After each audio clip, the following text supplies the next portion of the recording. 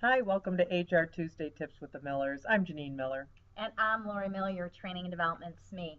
And today we're actually going to talk about some interviewing tips as far as what you need to do actually as you go through that process. Whether you're the HR professional, whether you're a manager or an employee actually involved in the process. So I'm going to start off with, and we're talking about interviewing best practices, but I want to make sure that you have effective training for the people that are going through the process and effective communication skills. We talk about making sure we can gather as much information as we can from the employee, and we do that by having effective communication skills. How do we have an effective dialogue? You need to be skilled when you're interviewing as far as how I need to make sure that I'm asking the right questions. Close-ended, open-ended, or a high-gain question.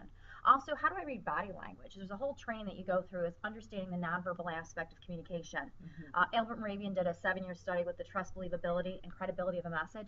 93% is based on the nonverbal aspect of communication. So not only do we got to make sure that when it comes to effective communication skills, we know how to have a dialogue, we know how to ask the right questions, we know how to listen effectively, but also how to read the nonverbal. So I can't stress that enough as you're developing your coaching and your training plans for all of your employees, that when you're identifying people that are going to be interviewing, you actually train them also on effective communication skills. So let's go into the specifics on when you're actually involved with that process. Okay, I'm going to talk about the specific interview tips here. So really applies to literally anybody that's going to be in the process. One of the things is do not rush to fill silence during the interview.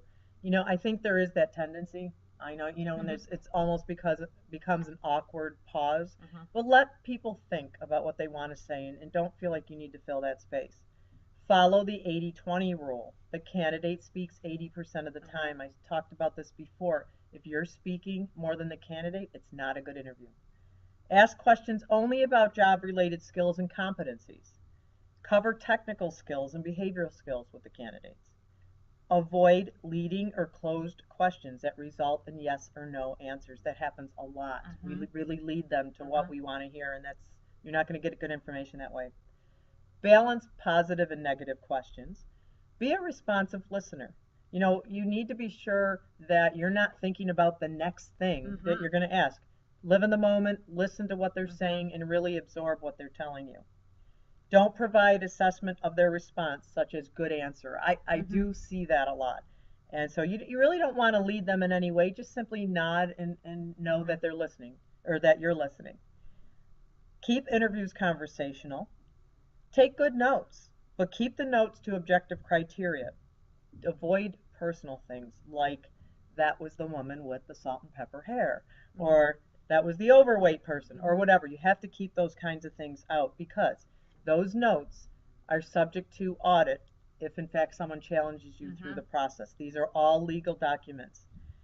And then let the person know too that you're going to be taking notes so they don't think you're distracted. Absolutely.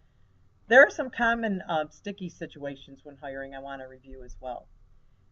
If a candidate cannot think of a specific past experience, ask a different question, probing the same competency. So maybe get them off the hook because sometimes they're not really unsure of what you're asking. And they're nervous on top of that. Exactly.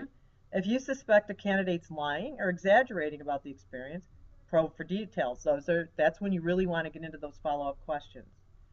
Watch their tendency to badmouth their past employer. I mean, that's a red flag. That's kind of something you really want to focus in on. Or they're blaming others for their lack of success. Right. Watch for other red flags, such as deflecting from your specific question or being too vague. Some people are really good at hijacking interviews, so you've got to pay attention to that. And so I'm saying don't allow that hijacking and keep the content and conversation focused on what you desire to obtain from them. So again, keep control of that whole interview process. Make sure you're asking yourself, did they answer what I asked? And then ask them to hold questions till the end. That often allows for the interview to go a little better, and it also avoids that hijacking that we often refer to it as. So those are just some important interview tips that they're common mistakes that are out there as well. So I want to just have you focus on those and make sure you're not one of them because it will impair the quality of your hire. Very good. So hopefully we've given you some good information to think about, digest, take it back to your organization when you actually have to go through this process. Hopefully you enjoyed today's segment. Remember, relax, we got this.